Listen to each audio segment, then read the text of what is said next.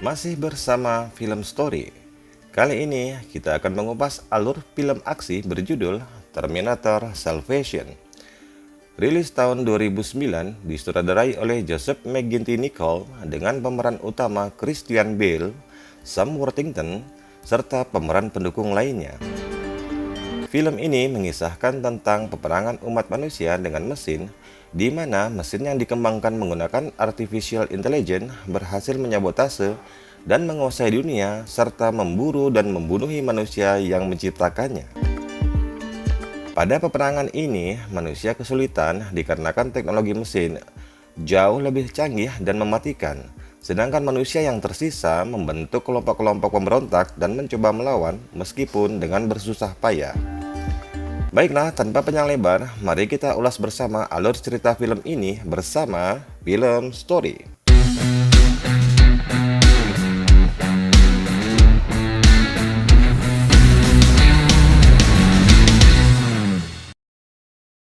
Film dimulai ketika seorang narapidana bernama Marcus Wright yang diperankan oleh Sam Worthington sedang dalam menjalani masa-masa terakhirnya di penjara, menunggu datangnya hari eksekusi matinya. Saat di penjara, dia ditawari untuk mendonorkan tubuhnya ke perusahaan bernama Skynet dan dengan pertimbangan singkat, dia lalu menyetujui penawaran itu. Ketika hari hukuman mati dilaksanakan, dan akhirnya Marcus pun mati secara menyedihkan. Your duty is not over. Dan scene berlanjut ke medan pertempuran, di mana sebuah kelompok pemberontak yang dikepalai oleh John Connor, diperankan oleh Christian Bale, melakukan penyerangan ke instalasi komunikasi milik musuh dengan bantuan serangan udara menggunakan pesawat A-10. Pertempuran berlangsung sengit hingga akhirnya pemberontak berhasil memasuki komplek musuh yang berada di bawah tanah. Dan di sana, secara mengejutkan, John menemukan puluhan sandera manusia yang tengah menjalani berbagai macam percobaan yang dilakukan oleh mesin. John dan temannya berusaha mendownload data riset, lalu tiba-tiba terdengar suara pesawat musuh yang memaksa John untuk naik ke atas. Dia melihat sebuah pesawat besar milik musuh yang sedang meninggalkan lokasi pertempuran, membuat John berusaha mengejar menggunakan heli tua bertipe heli Hiu. Ternyata tempat itu diledakkan oleh mesin, membuat semua teman-teman John yang ada di sana tewas di tempat. Sedangkan John yang berhasil kabur mengalami kesulitan mengendalikan heli akibat efek dari ledakan besar yang membuat heli dikemudikannya terhempas. Saat itulah John diserang oleh Terminator yang rusak. Terminator bertipe T-600 yang rusak tersebut masih memberikan kesulitan ke John dan dengan susah payah dia berhasil membunuhnya. Sementara itu, Marcus yang ternyata berada di komplek itu berhasil lari meskipun tanpa busana. Dia berhasil selamat dari ledakan dan akhirnya dia menemukan mayat pemberontak dan mengambil baju yang dikenakannya. Begitu kembali ke markasnya, John disambut dingin oleh teman-temannya karena mereka mengetahui banyaknya korban dari pihak mereka. Hanya pacarnya saja yang berusaha menenangkannya. Lalu, John dipanggil ke komando induk pemberontak yang bermarkas di sebuah kapal selam untuk menghindari deteksi musuh. Di sana, dia mendapatkan penjelasan bahwa komando induk telah berhasil memecah kode sinyal dan dapat digunakan untuk melumpuhkan musuh. Dan si John adalah orang yang pertama dimintai pertolongan untuk melakukan pengujian efektivitas sinyal tersebut. Meskipun agak ragu, akhirnya dengan berat hati John menyetujui untuk melakukan tes itu. Marcus yang tengah berada di kota hancur lebur berjalan menyusuri puing-puing dan tak sengaja bertemu dengan robot yang bersenjatakan minigun. Seolah tak tahu bahaya mengintai, dia terdiam memperhatikan robot tersebut yang tiba-tiba menyerang menggunakan senjatanya. Seketika Marcus diberondong oleh rentetan peluru membuatnya terdiam dan tiba-tiba dia diselamatkan oleh seseorang yang tak dikenalnya dan mengajaknya berlari menyelamatkan diri. Robot tersebut terus mengejarnya sambil tak berhenti menembak. Hingga tiba di suatu tempat, robot tersebut berhasil dijebak membuatnya tergantung. Marcus dan orang asing tersebut berlari memasuki gedung dan segera menuju ke tingkat atas. Di sanalah Marcus berkenalan dengan orang itu ternyata yang bernama Kyle Reese, salah satu anggota pemberontak dan ditemani oleh seorang gadis kecil. Robot yang bergantung tadi berhasil melepaskan diri meskipun harus menembak kakinya sendiri dan melanjutkan pengejarannya untuk memburu mereka semua. Hingga tibalah dia di depan pintu sebuah gedung. Saat itulah si gadis kecil memutus tali jerat yang menyebabkan chassis mobil terlepas dan menimpa robot tersebut, membuatnya terjepit hingga senjatanya menembak kepalanya sendiri. Ketika Markus dan Kyle Reese-Rega berhasil membunuh robot tersebut, tiba-tiba sebuah pesawat pengintai musuh datang karena dia mendeteksi ada sebuah robot yang hancur di daerah itu dan memaksa Markus serta Kyle untuk kembali bersembunyi. Karena tidak berhasil ditemukan, akhirnya pesawat itu pergi. Markus dan Kyle pun berlalu menuju ke tempat base camp mereka sambil lebih saling mengenal. Keesokan harinya, Markus menyampaikan keinginannya untuk menuju ke utara menuju markas Skynet. Dan Kyle menyarankan dia harus mencari kendaraan. Lalu, setelah berhasil memperbaiki sebuah mobil, mereka dikejutkan oleh kedatangan sebuah drone pengintai musuh dan kejar-kejaran pun tidak dapat dihindarkan. Dengan sengit, Markus berhasil melumpuhkan drone tersebut, lalu mereka melanjutkan perjalanan hingga tibalah mereka di suatu tempat pengisian bahan bakar. Saat tengah mengeksplorasi tempat itu, mereka dikejutkan dengan sekelompok orang yang menangkap mereka. Ternyata mereka adalah orang-orang anti pemberontak. Markus mengatakan mereka hanya membutuhkan bahan bakar untuk melanjutkan perjalanan ke markas Skynet. Mereka semua yang ada di sana menanggapi dingin tujuan Markus karena mereka tahu hal itu bakal sulit untuk berhasil. Tiba-tiba terdengar suara gaduh yang berasal dari kehadiran robot musuh yang menangkapi manusia untuk menjadi tawanan dan dibawa ke markas Skynet. Semua yang ada di sana kecuali Markus mencoba melarikan diri. Belum jauh mereka berlari, robot tersebut menghancurkan mereka satu persatu menggunakan senjata canggihnya. Melihat itu, Markus menyadari mereka tidak akan bisa lari begitu saja. Harus ada langkah-langkah untuk menghambat robot tersebut. Dia kemudian melihat sebuah truk bahan bakar lalu mengemudikan ke arah robot tersebut sambil membuka keran tangkinya. Saat mobil berhasil menjatuhkan robot tersebut, Markus meminta Kyle Reese untuk menembak, namun tak berhasil membakar truk tersebut. Kemudian, tiba-tiba si gadis kecil memberikan Markus sebuah suar, dan dengan menggunakan suar itulah Markus berhasil meledakkan mobil dan lalu mereka lari meninggalkan tempat tersebut. Sang robot yang terjatuh tak berhasil menembak mereka. Ia kemudian melepaskan 3 buah robot kecil berbentuk kendaraan bermotor untuk mengejar Markus, dan kembali adegan kejar-kejaran pun terjadi. Meskipun susah payah, Markus dan Kyle berhasil menghabisi ketiga robot itu, dan di tengah jembatan muncullah sebuah pesawat angkut musuh yang merusak jembatan membuat mereka semua terhenti. Saat itulah Kyle dan gadis kecil berhasil ditangkap.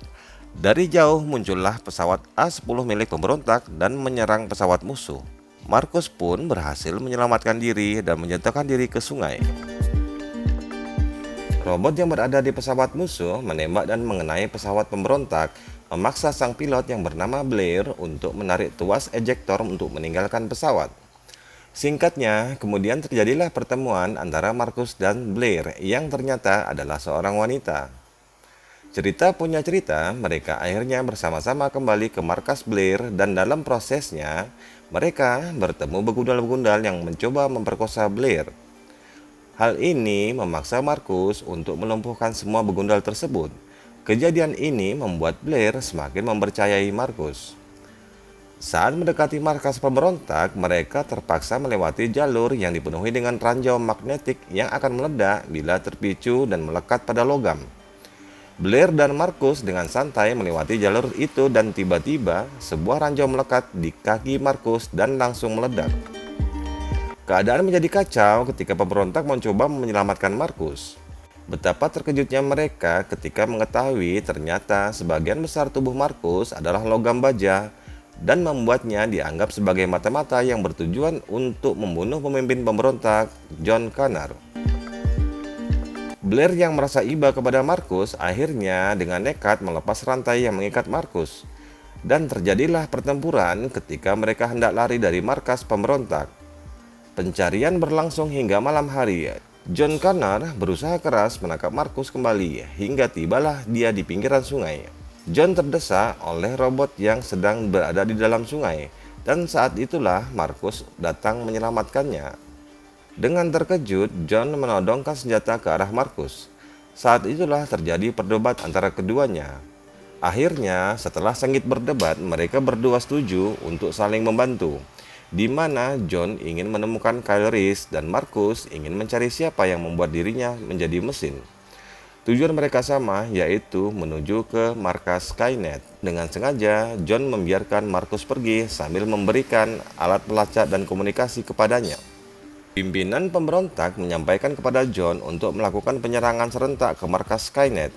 Tetapi John Connor menolak dan beralasan dia ingin menyelinap ke markas Skynet untuk mencari Kyle Reese yang tertangkap. John kemudian mengabarkan hal itu ke seluruh jalur komando pemberontak dan akhirnya mereka semua menangguhkan penyerangan. Lalu John kemudian menuju ke markas Skynet setelah berhasil menyabotase sebuah robot. Di sana dia dipandu oleh Markus yang lebih dulu masuk secara terbuka dan tidak diserang musuh karena dia dianggap salah satu dari mereka. Sementara itu, Skynet yang telah mengetahui posisi markas induk pemberontak yang berada di kapal selam mengirimkan sebuah pesawat penghancur. Setibanya dia di lokasi, pesawat itu menembakkan plasma yang dengan seketika menghancurkan kapal selam komando pemberontak hingga hancur berkeping-keping. Semua yang ada di dalam kapal selam itu tewas seketika. Markus yang berhasil masuk menuju ke pusat kendali. Di sana dia mengorek informasi dari database dan akhirnya mengetahui bagaimana dia bisa menjadi seperti sekarang. Saat itulah mesin menceritakan bahwa Markus memang didesain untuk menjadi mata-mata yang sempurna. Dan mesin berhasil memancing John Connor untuk dibunuh. Mengetahui hal itu, Markus marah besar dan menghancurkan layar terminal dan bertekad untuk menyelamatkan John Connor. John yang berhasil memasuki kompleks segera menuju sel di mana Kyle berada. Betapa terkejutnya dia, ternyata penghuni sel bukanlah Kyle, melainkan sebuah robot mirip Arnold Schwarzenegger bertipe T-800, sebuah mesin pembunuh tipe terbaru. Terjadilah pertarungan hidup dan mati yang membuat John kewalahan. Saat itu, Markus berhasil menemukan John yang sekarat. Dia menyerang robot tersebut hingga membuatnya terdesak. T-800 mengetahui Markus adalah salah satu dari tim mereka. Dan dia akhirnya memindai Markus untuk mencari titik lemah. Dan saat itulah dia mengetahui Markus memiliki jantung dan akhirnya T-800 melumpuhkannya dengan sekali pukulan. T-800 kembali memburu John sebagai tujuan utamanya.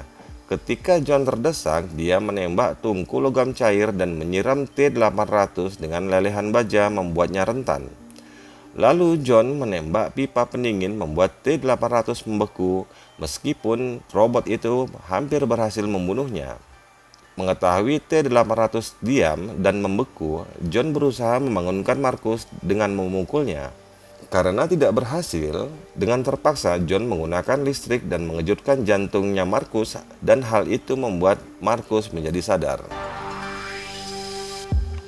Tanpa disangka, T-800 berhasil melepaskan diri dari bekuan baja dan menusuk John dengan besi membuatnya sekarat. Saat itulah Markus menyerang dan melepaskan kepala T-800 dari tubuhnya. Melihat John sekarat, Markus berusaha membawanya menuju ke area evakuasi di mana heli penjemput telah bersiap sedia. Ketika meninggalkan lokasi, John disodori remote untuk meledakkan bom yang sebelumnya ditanam di dekat sumber nuklir. Dengan satu tekanan, akhirnya semua kompleks Skynet meledak membuatnya rata dengan tanah.